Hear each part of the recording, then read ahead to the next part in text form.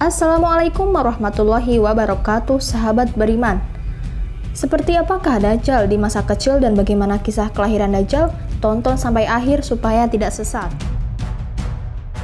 Dajjal adalah seorang manusia pendusta dan penebar fitnah terbesar yang lahir dari keturunan Yahudi. Dalam berbagai riwayat, Dajjal kelak akan dibunuh oleh Nabi Isa alaihissalam atas izin Allah Ta'ala di akhir zaman. Peristiwa ini menjadi salah satu tanda-tanda terjadinya hari kiamat. Dajjal bukan jin maupun makhluk lain, tetapi ia manusia yang ditangguhkan ajalnya seperti halnya Nabi Isa alaihissalam. Dajjal lahir di negeri Samirah, negeri kecil di Palestina warisan Nabi Sulaiman alaihissalam. Negeri Samirah ini berasal nama seorang dari Bani Israel pembuat berhala sapi emas. Ia pengikut Nabi Musa alaihissalam yang kemudian sesat dan merupakan tokoh kafir yang disebut dalam Al-Quran.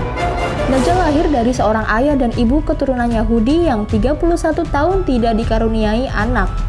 Ketika lahir, Dajjal menjadi anak yang paling menyengsarakan kedua orang tuanya, sebagaimana digambarkan oleh Rasulullah SAW. Ayah dan ibu Dajjal itu melewati pernikahannya selama 30 tahun tanpa melahirkan satu anak pun.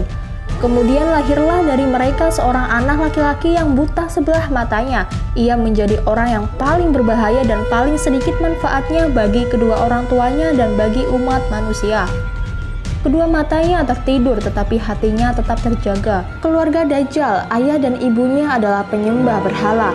Mereka menyembah berhala berbentuk sapi betina.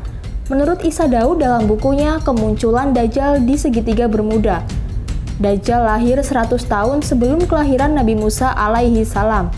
Ada yang menyebutkan cikal bakal Dajjal lahir dari nama Musa Samiri, si pembuat berhala sapi emas. Sementara dalam buku Izaru al-Masih ad-Dajjal disebutkan, Dajjal lahir dari hasil hubungan ketika ibunya sedang menstruasi, lalu terjadilah kehamilan sebagai pengaruh perbuatan iblis. Dikisahkan pada malam yang menakutkan diiringi embusan angin dan hujan lebat.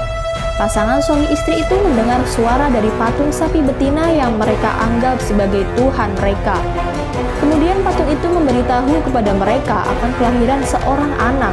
Setan mengetahui keinginan suami istri itu mendambakan seorang anak laki-laki. Karena itu, setan memperdaya berhala itu seakan-akan memberi karunia anak dan meminta korban-korban sesembahan. Demikianlah cara setan menipu daya manusia. Bukan hanya ibunya saja yang merasakan kesengsaraan, sang ayah pun demikian.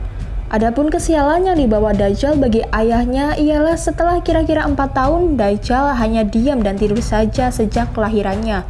Pada suatu malam, anak itu bergerak merangkak seperti balita. Ia berjalan ke arah patung-patung berhala, kemudian tidur di sisi patung itu.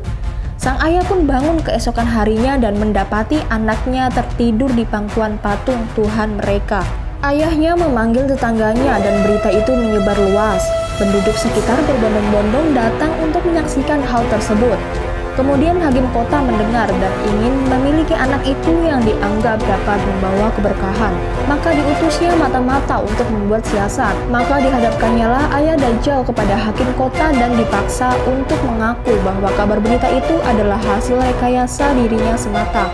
Karena itu ayah Dajjal dipaksa untuk mengaku bahwa dirinya lah yang telah mengangkat anaknya dan menaruhnya di pangkuan patung sapi itu. Karena ayah Dajjal menyangkal tuduhan itu, ia dipenjara dan disiksa. Sementara Dajjal diambil oleh hakim dan dirawat di dalam istana. Dalam menghadapi siksa di penjara, ayah Dajjal tidak kuat sehingga ia terpaksa mengakui kebohongan itu. Setelah ia mengaku, ayah Dajjal pun diusir, maka tinggallah ia sebatang kara karena ulah anaknya itu. Dalam keterasingannya itu, ayah Dajjal meninggal dalam penderitaannya. Setelah berada di dalam istana selama kira-kira 1 tahun 1 bulan, negeri Samiri dilanda bencana dahsyat. Allah Ta'ala memusnahkan negeri itu karena perbuatan penduduknya menyembah berhala dan maksiat yang melampaui batas. Kemudian Allah memerintahkan Jibril menyelamatkan anak itu dan membawanya ke sebuah pulau terpencil yang terletak di tengah-tengah lautan luas yang disebut Laut Yaman. Pulau yang didiami Dajjal ini dikenal dengan nama Jazirah As-Suban Ar-Rahib wa Adaba Al-Halba, yakni sebuah pulau yang terdapat ular mengerikan dan hewan berbulu tebal. Hewan melata yang berbulu lebat inilah yang menjaganya selama Dajjal mendiami pulau itu. Hewan ini disebut sebagai Al-Jassasah yang bisa berbicara layaknya manusia. Pulau itu berukuran kecil, bagaikan tumpukan bebatuan. Pulau itu terpisah dari gugusan pulau-pulau yang banyak jumlahnya. Dajjal sepanjang hari, sepanjang tahun selalu tidur layaknya penghuni gua. Untuk diketahui, kisah Dajjal ini tidak ditemui dalam riwayat yang sahih. Adapun kebenarannya, kita masih membutuhkan referensi yang sahih selain yang diceritakan oleh buku-buku dan literatur di atas. Jika memang kisah tersebut benar adanya, maka kita memohon kepada Allah Ta'ala agar diberi rahmat dan taufik sehingga bisa selamat dari fitnah Dajjal di akhir zaman nanti. Perempuan itu pun melahirkan anak lelaki, tetapi kedua matanya cacat sejak lahir. Bayi itu suka tidur malam dan siang dan jarang bangun. Sejak kelahirannya, Dajjal tidak mau menyusui dan selalu tertidur, hingga mengakibatkan payudara ibunya mengalami pembengkakan hebat dan menimbulkan panas yang luar biasa. 2 bulan kemudian ibunya meninggal. Ayah Dajjal berpostur tinggi, gemuk, dan memiliki hidung seperti paruh burung, sedangkan ibunya berbadan gemuk, kedua tangannya panjang, dan memiliki payudara yang besar. Anak itu sangat membahayakan kedua orang tuanya dan juga umat manusia.